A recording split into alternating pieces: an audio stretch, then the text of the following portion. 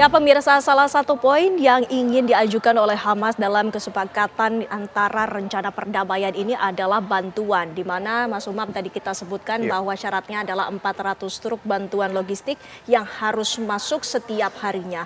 Bagaimana menurut Anda, apakah ini dapat benar-benar terrealisasi? Ya, ini memang soal teknis, tapi sangat memiliki impact strategis. Karena bagaimanapun juga tentu pihak-pihak yang kemudian diharapkan bisa menjadi mediator di proses eskalasi, dan bukan eskalasi, tetapi di proses pasca ceasefire ini dilakukan, memang betul-betul harus bekerja keras. Karena bagaimanapun juga upaya mendistribusikan, kemudian bagaimana proses bantuan itu bisa berjalan, itu harus betul-betul dijadikan sebagai sebuah momentum untuk menghadirkan tadi itu konteksnya basis kepercayaan semua pihak. Nah, yang menjadi tantangan di sini adalah ketika kemudian elemen-elemen itu tidak memiliki kapasitas yang memadai di lapangan, maka akses sekali lagi ini membutuhkan political will dari semua pihak, akses untuk menjangkau titik-titik yang kemudian diharapkan bisa berdampak signifikan terhadap krisis kemanusiaan yang terjadi selama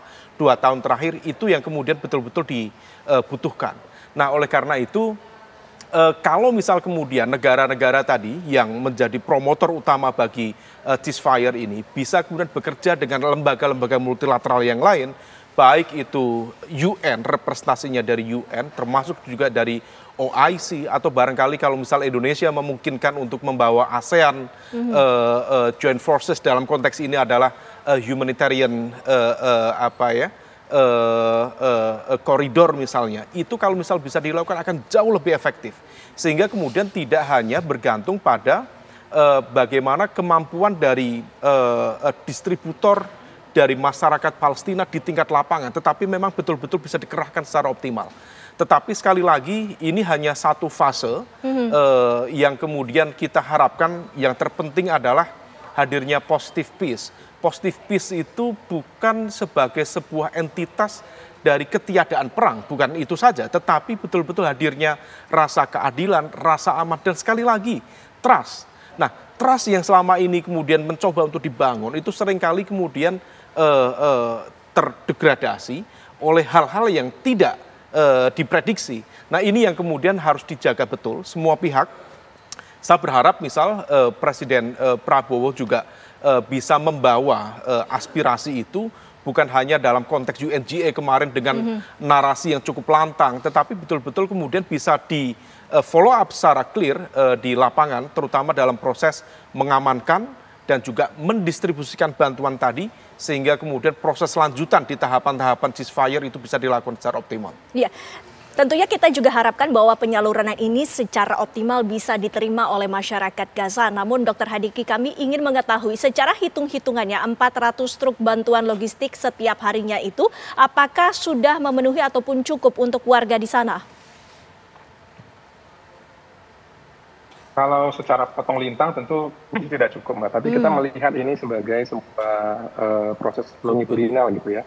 Dengan dibukanya blokade bantuan, artinya bahan-bahan pokok itu sudah bisa masuk dan sudah mulai bisa menjangkau pasar-pasar. Ini saja sudah bisa menurunkan harga-harga yang melambung tinggi di dalam Gaza akibat blokade. Yang kedua, pembukaan ini juga dari Rafah gitu ya, yang diinfonya seperti itu. Artinya ini koridor Philadelphia yang selama ini dibuat oleh Israel untuk membatasi area Rafah dengan Khan Yunis ini juga sudah mulai dibuka. Sehingga isolasi masyarakat Rafah dengan daerah Khan Yunis ini juga sudah mulai berbaur kembali gitu ya.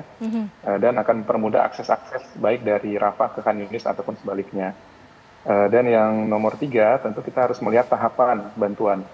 Bantuan paling utama tentu yang masuk adalah bantuan bahan pokok gitu ya, bahan pokok, dan yang paling penting dan paling krusial nanti adalah apakah sudah dapat izin masuknya bantuan alat berat dan alat-alat sumber energi ya, seperti generator atau solar panel, karena ini juga nanti merupakan salah satu tulang punggung untuk perbaikan peradaban ya, yang hancur selama perang di dalam Gaza. Baik, ya Mas Hasibullah, jika kita melihat, apakah ada kemungkinan Israel ini tidak menjalankan kesepakatan itu baik nanti ke depannya ataupun bahkan di awal? Ya, kalau kita bicara kemungkinan, terutama dilihat dari track recordnya selama ini, sangat besar kemungkinannya. Iya, itu yang Cuman dikhawatirkan. kita juga harus realistis cara membacanya bahwa upaya hari ini jauh lebih kuat dibanding upaya-upaya yang ada sebelumnya. Apa indikatornya? Misalkan keterlibatan para mediator yang selama ini tidak ada. Turki itu.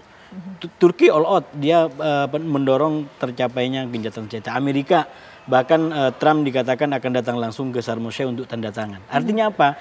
Ada upaya yang ekstra yang juga dilakukan untuk mendapatkan hasil yang ekstra. Nah, oleh karena itu kalau saya ngebacanya, ini ibarat mobil, perundingan ini akhirnya berjalan karena dorongan dari semua pihak termasuk Indonesia, minimal di konteks PBB dan pertemuan G8 negara-negara berpenduduk muslim itu. Karena itu kalau ini sudah berjalan, saya mengusulkan dan mendorong pemerintah Indonesia untuk jangan justru malah agak mundur. Ini kita sudah, mobilnya sudah mulai jalan dan kelihatan memang akan ada tantangan. Salah satu tantangannya misalkan di tahap kedua menurut saya akan jauh lebih krusial. Soal rekonstruksi Gaza, soal bagaimana mengakhiri senjata Hamas, soal bagaimana Gaza dibentuk demilitarisasi Gaza dan lain sebagainya. Itu akan menjadi hambatan. Nah, oleh karena itu menurut saya akan sangat strategis kalau Indonesia bisa lebih berperan di situ, minimal dalam 2 pos yang sangat strategis. Yang pertama, sekarang sudah muncul wacana dikirimnya pasukan internasional untuk menjadi penyanggah atau penjamin keamanan di Gaza setelah Israel keluar.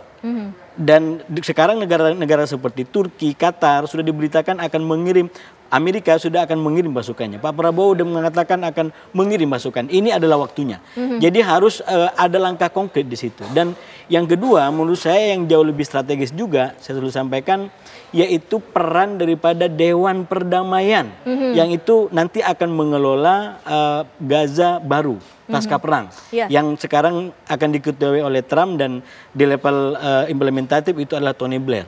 Menurut saya kita begitu banyak punya orang tokoh-tokoh yang hebat untuk memberikan ide yang betul-betul menjamin terwujudnya 2 negara ini.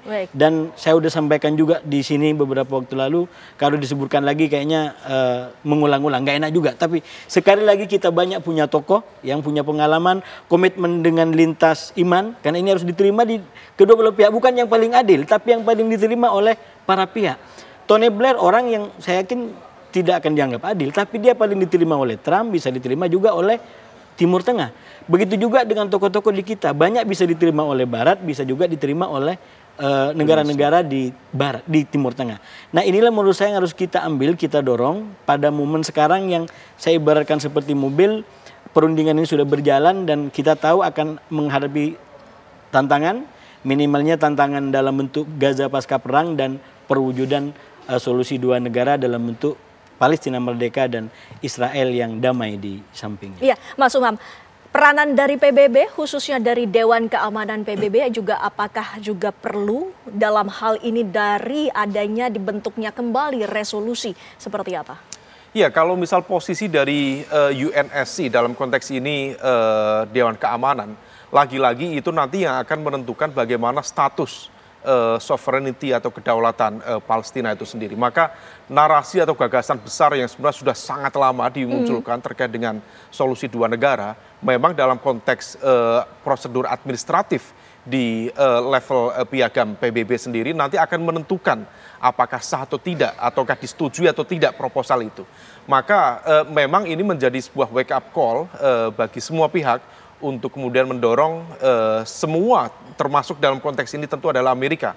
Mumpung Amerika juga sudah membuka ruang, membuka diri dalam proses perdamaian di Gaza.